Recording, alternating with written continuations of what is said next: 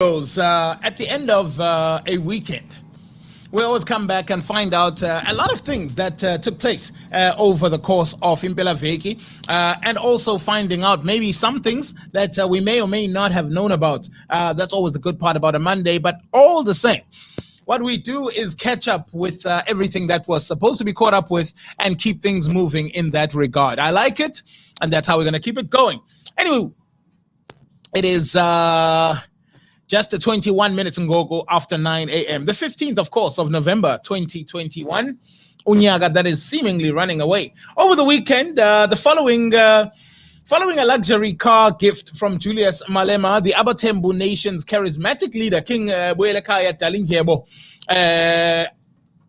has revealed that mining billionaire Patrice Motsepe and late former President Nelson Mandela also bought cars for the Majesty himself. As the South African reported on Saturday, the 13th of November, the king received a special gift from the EFF leader, Julius Malema. The luxury toy is a brand new Mercedes GLE Coupe SUV that cost 1.8 million rand. The gift was unveiled at a glitzy event at the King's Nkululekweni Place, Mthatha. Now, Julius Malema and Deputy President of the EFF, Floyd Shivambu, unwrapped the gift to His Majesty Buelekaya Dalindyebo, and the Red Berets said in a social post that it included live images of the event. The Abatembu leader did not waste any time before rejecting the public's criticism of the event. He revealed once receiving a van from South African late former President Nelson Mandela, as well as a Hyundai SUV from the mining magnate Patrice Motsepe. I want you to know that the ANC has also bribed me. Mandela bought me a van when he was still the ANC president, yet no one said anything about that. He said, as quoted by News 24, there's a man named Patrice Motsepe. He bought me a Tucson. It's still in good condition, being driven around by my father-in-law. If you are in your right mind, why would Patrice Motsepe bribe me? Make no mistake, he is a member of the ANC. He did not give me the car because of politics. The CIC knows me, that I am not someone to be bribed, Buelekaya Dalindyebo concluded. Ikumkani. A brazen attempted hit at a Gomash councillor's office has left one politician in hiding and another fighting to clear his name. Stembiso Mzimela took office last week in eThekwini's Ward 40 amid damning allegations that he ordered a hit on fellow outgoing ANC member Mamane Xulu. This emerged after a video showed that one of the would-be assassins allegedly agreeing to suggestions that he was sent by Mzimela as he took his last breath. A surprise farewell in honor of Xulu's last day in office last Friday quickly turned deadly as an altercation between three men and a security guard on the premises resulted in a bloody gun battle. A Metro policeman deployed to protect Xulu shot and killed one of the perpetrators. Constable Fanele Gwabaza, who was 41 years old, was shot twice during the incident but survived. The shooting came after three ANC members were shot and killed in Nanda before the elections and amid concerns over the huge budget of 70 million rand on protecting councillors. A fearful Xulu spoke to Sunday Times Daily from an undisclosed location. Still shaken by the incident, she described how she ducked for cover under her table in office as gunshots rang through the air. I hid under the table that was next to the door. All I could hear was gunshots. They shot for about 15 bullets. They shot my bodyguard, Twabaza, but he followed them and shot two of them. One of the men fell on the road. Community members surrounding the bleeding shooter demanded answers. They asked why they wanted to kill me. He apparently said he was sent by someone else and to come and kill me. Xulu confirmed she was aware who had been implicated but didn't want to comment. A video clip of community members interrogating the man was shared with Sunday Times in the Daily. In it, community members can be heard asking if he had been sent by Seni Mzimela, to which he faintly agrees. But Mzimela, the sole candidate for the ANC ward, comprising of areas Mlanje, Nisianda A and Espupulungu, disputed the involvement and has gone to the police over the video. He says, if you look at the video, the person is not even talking. I think he was about to die. He doesn't actually say who he was sent by. I was concerned and went to police to seek advice. They told me there was no evidence linking me to this and advised me to do an incident report.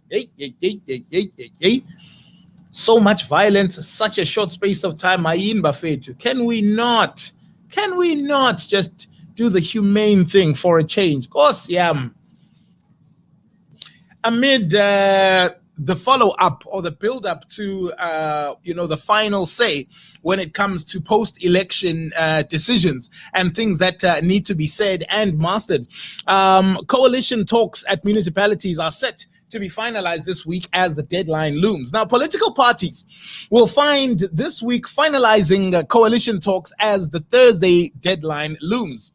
Last week, the DA federal chairperson, Helen Zille, said the opposition was negotiating with 8 political parties and community movements over coalitions.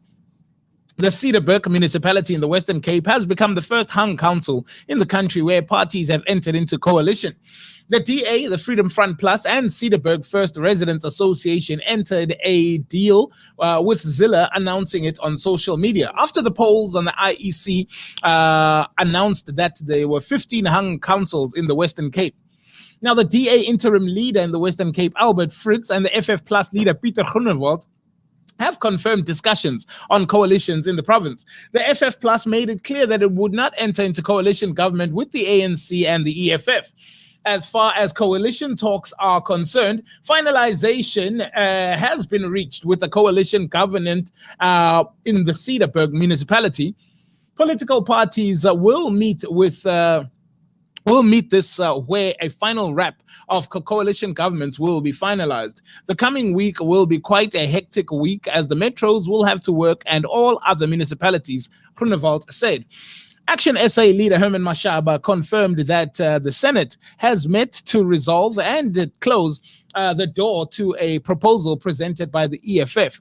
The DA wants the coalition partners in the Nelson Mandela Bay Metro in the Eastern Cape, several municipalities in the Western Cape, the Gauteng metros, and other municipalities in various provinces where the ANC lost support at the polls. Party leader John Steenhuisen said it was encouraging to see growth in the peri-urban and rural black areas where a sample of 3,000 voters showed support doubling from 3.2% to 6.4%. In this segment, the opposition party achieved an outright win in KZN's Natal Midlands municipality of Umgeni. Steenhuisen said the aim is now to transform Umgeni into the best-run municipality in the province, just as the DA-led government in Kucha in the Eastern Cape did in Midvaal in the Gauteng as well. We'll have to keep an eye on how the rest of the coalitions are coming together.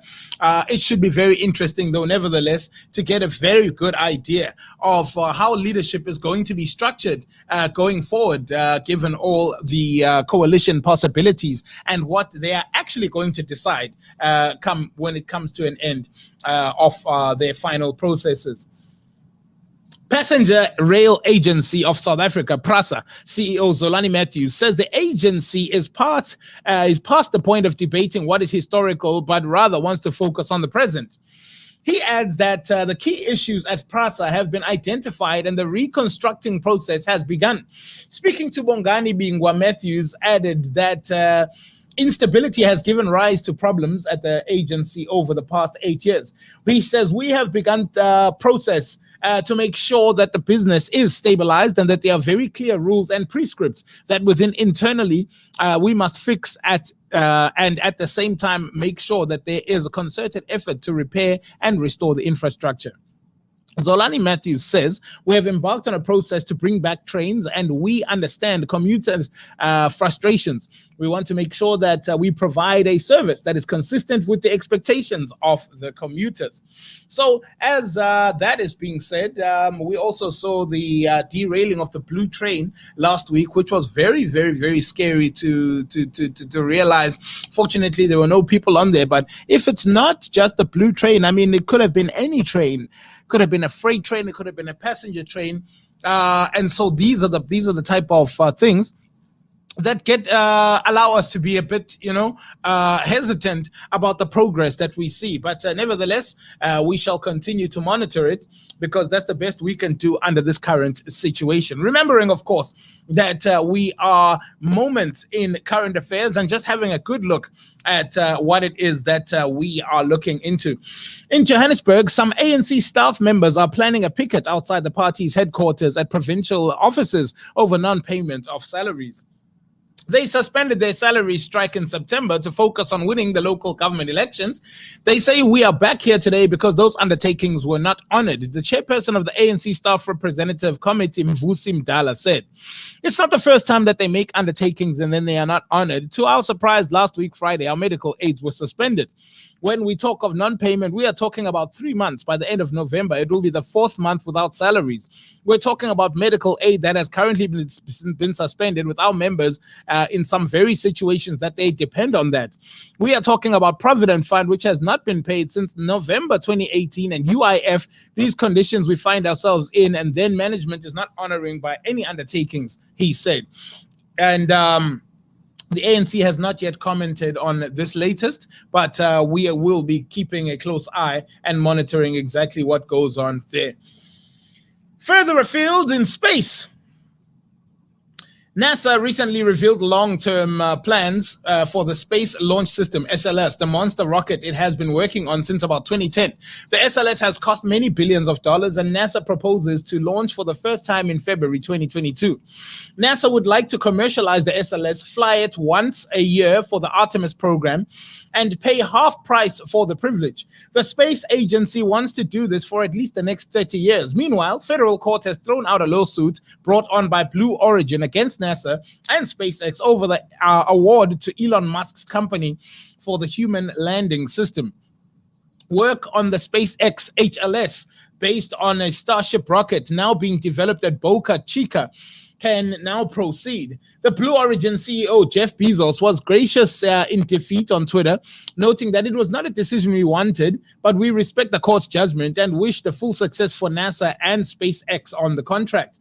Blue Origin will have another chance when the second round competition for the HLS occurs. Congress will have to fund that round. With the Blue Origin lawsuit out of the way, NASA and SpaceX can now proceed with the Artemis return to the moon program. Elon Musk showing the world flames as usual.